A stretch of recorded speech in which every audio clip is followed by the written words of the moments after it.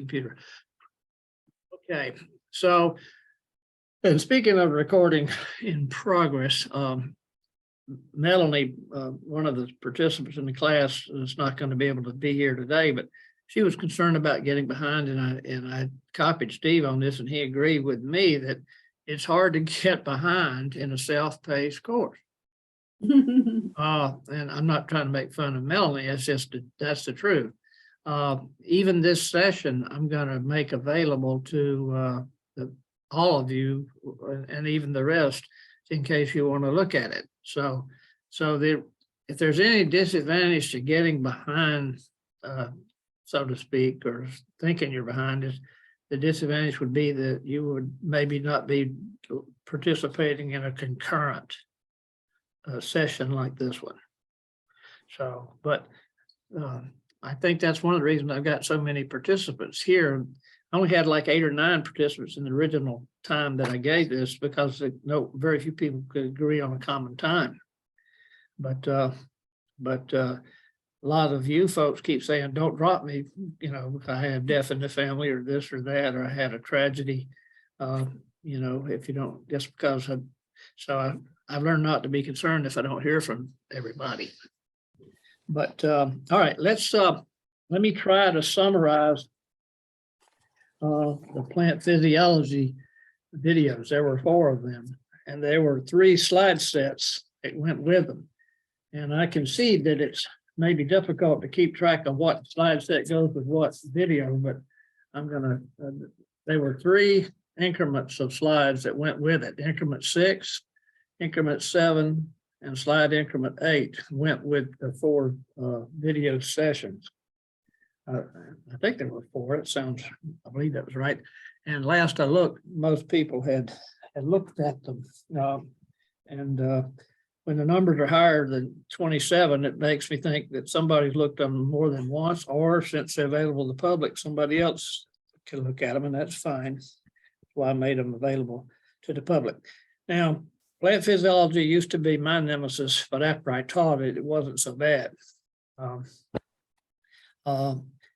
It's really, plant physiology is how plants function / how, first of all, does anybody have any questions that they might have? Because somebody else might have the same question. Okay, well, maybe at the end, you'll think of some. Plant physiology, the definition would be how plants function or how plants work. And as you might have gathered, I did plant anatomy and morphology first, because when you talk about how plants function or work, you need to know something about plant anatomy and morphology from the cell level up. In fact, I can't be 100% sure, but I think I mentioned the biological, well, under the anatomy and morphology, I mentioned the biological levels of organization. Cells make up tissues. Tissues make up organs. Organs make up organ systems, and so on. And you can carry that all the way up to the ecological levels. But anyway, if you don't know what I'm talking about, just Google the biological levels of organization. I think you'll get something on that. Wikipedia is a good source sometimes. Okay, but the plant physiology can be summed up in 3 subsets of information. The first being that you study metabolism / biochemistry. And as much as it's ironic that I like biochemistry, I had a struggle with organic chemistry, which is very much similar. And I didn't like inorganic chemistry, I think because of the teachers. But bottom line is, one important part of plant physiology is metabolism / biochemistry. And primarily it deals with photosynthesis, and respiration, and even starch metabolism. When you're through with respiration, you've made a glucose molecule. Excuse me, that's the opposite. When you're through with photosynthesis, you've made a glucose molecule, and then after that, you either burn it in respiration or you store it as a starch, and that would involve starch synthesis. So the second part of the second major subset of information on plant physiology is resource acquisition and dissemination. And I'm talking about getting water and minerals to do the job of photosynthesis and respiration. This refers back up to those processes, those physiological biochemical processes. You have to acquire the resources somehow, and then you have to disseminate them to the appropriate place in the plant. Now, when it comes to resource acquisition, let me go ahead and say this. People think when I say acquiring water and acquiring minerals, the food of plants is made by photosynthesis. The sugar is made by photosynthesis, and that sugar can be made from breaking down starch too after you've stored it. But it's a misnomer when you say I'm going to feed the plants by fertilizing them. You're supplementing their diet. You're not really giving them food. So it's a misnomer to say that fertilization of plants is feeding them. That's not really true. It's a misnomer. And then as far as dissemination of these resources, the water and the food. Well, water, it's a matter of transpiration mostly. Root pressure isn't enough to get to plants. There's not enough to get the water to get to the top of a 300-foot tall tree, or even a 100-foot tall tree for that matter. So transpiration is one way that water gets moved upward, and that's in the xylem. When it comes to the phloem, though, it comes to the sucrose, the main way that carbohydrates get translocated is sucrose. When it comes to that, it's in the phloem tissue. The phloem tissue, unlike the xylem, the phloem tissue is functionally alive. There's a companion cell that governs the movement through the sieve tubes. Sieve tubes are made up of sieve tube elements, just like vessels are made up of cells called vessel elements. They have that in common. But, and then back to the xylem for a moment, when the xylem quits functioning in transpiration, which is in the sapwood, the heartwood develops, and it's just functional in structural support and not transpiration anymore. The cells become filled with garbage and not function in movement of the water anymore. Plants don't have excretory systems. Now, before I leave this subject of getting stuff around, the food around in plants, sucrose, disaccharide, is the major way that carbohydrates get moved. The sap moves up or down, and that's another thing. Phloem can move food up and down at the same time because the companion cell directs that traffic of sucrose.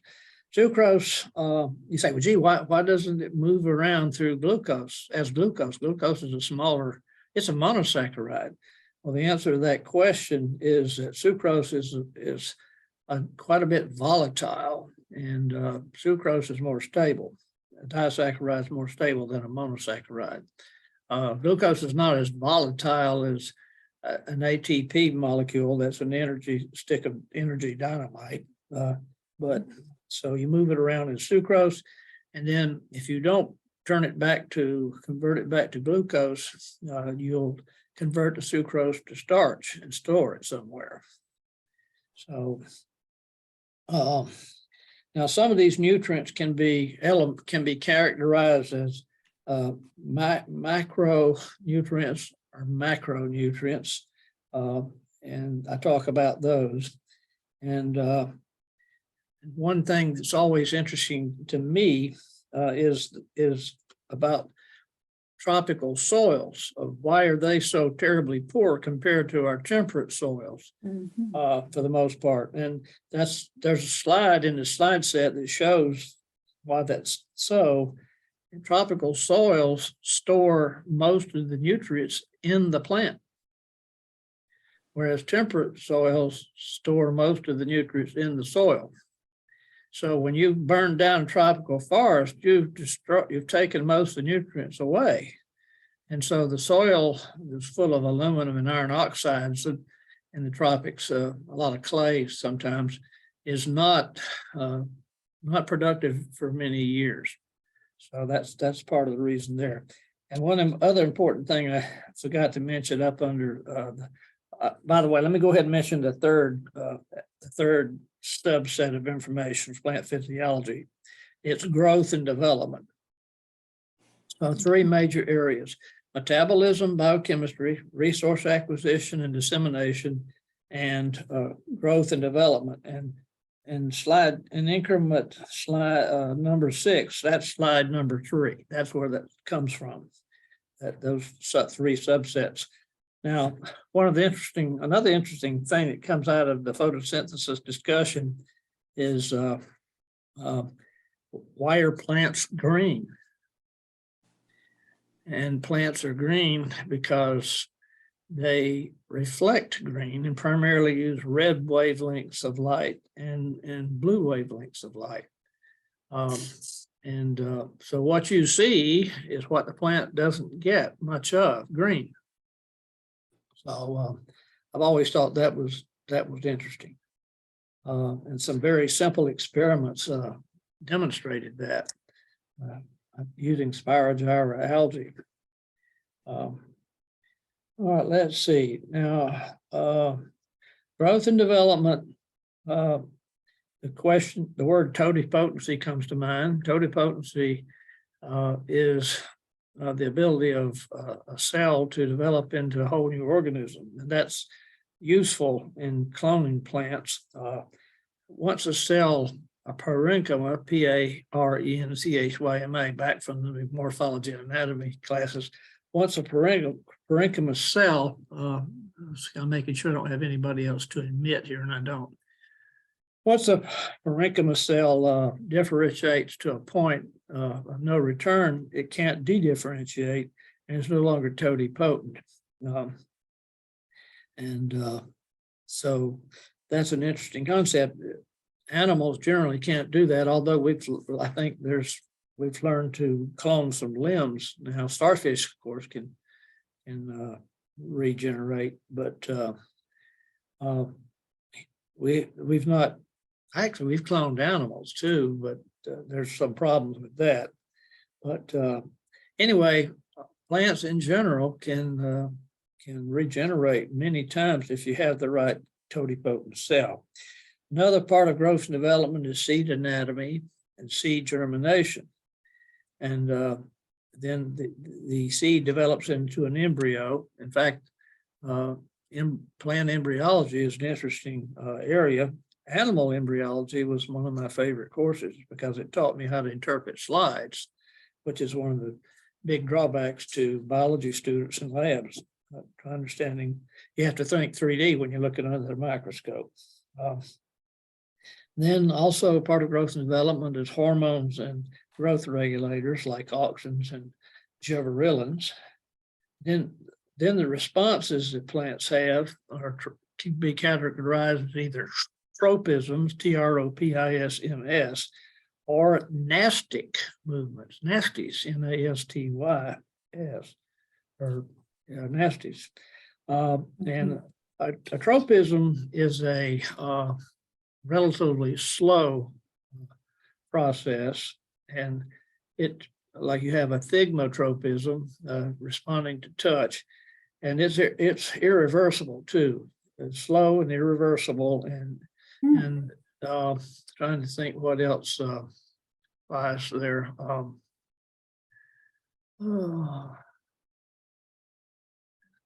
Who's our Zoom user? Is that you, Donna? Yes. Okay. For some reason it didn't come up with Donna. It came up. Can't hear. Huh? You can't hear me? Now I can. Okay. All right. Can the rest of you hear me? I hope so. Yes, no problem. Yeah. Okay. All right, anyhow, I could change her name to Donna, but there's no point. I know who it is. Anyhow, I thought we'd fix that, Donna, but maybe not. Anyhow, Fixed. all right. So, all right, tropism. Tropism is a growth movement. Nastic movement is not a growth movement. It's reversible. It's quick, and it doesn't matter what direction the stimulus comes from in a nastic movement. For a growth movement, if you shine light on one side, the growth will be bending toward the light because the oxygen moves on the side away from the light. So basically, the direction of the growth movement, the tropism does depend on the stimulus. Whereas in a nastic movement, it doesn't matter which direction your finger comes from if you touch a leaf and it falls up. So then another aspect of growth and development is seasonality. Has to do with why plants flower. And that has everything to do with why lilacs won't bloom in the South. Because there's a lot of blooming has to do with long day and short day plants, which is a complicated scenario involving phytochrome, a pigment. But there's another reason that plants flower or don't flower. It's called vernalization, cold treatment. Lilacs won't flower down here because they don't get cold enough to do it. And as I suspect climate change goes on, they're going to probably quit flowering in latitudes that they normally did flower in. Let's see. Okay, I think I've about summed it all up, unless anybody's got any questions. That's pretty much I didn't sit down and look at all 4 hours. Again, I just didn't have it. But I did look through the slides and things and tried to summarize it up. And if there's something that I still haven't covered that you're having trouble with, just say so or email me. Now, before I mention what I'm going to mention next, the next topic, are there any questions about this? Okay, was it doable? I mean, I realized it was complicated, but there's a lot of information there. I mean, there's, like I said, there's whole courses on plant physiology, semester-long courses, and I've taught them, although they're rare now. In the 80s, they weren't, but now I've already made available the 2 videos of plant reproduction. I sent out links to that, and it's probably a little better than I gave it in 2021 because everybody's, when I did it in 2021, I was, as Steve knows, I was giving out, and Ronna knows, I was giving out slides at the last minute.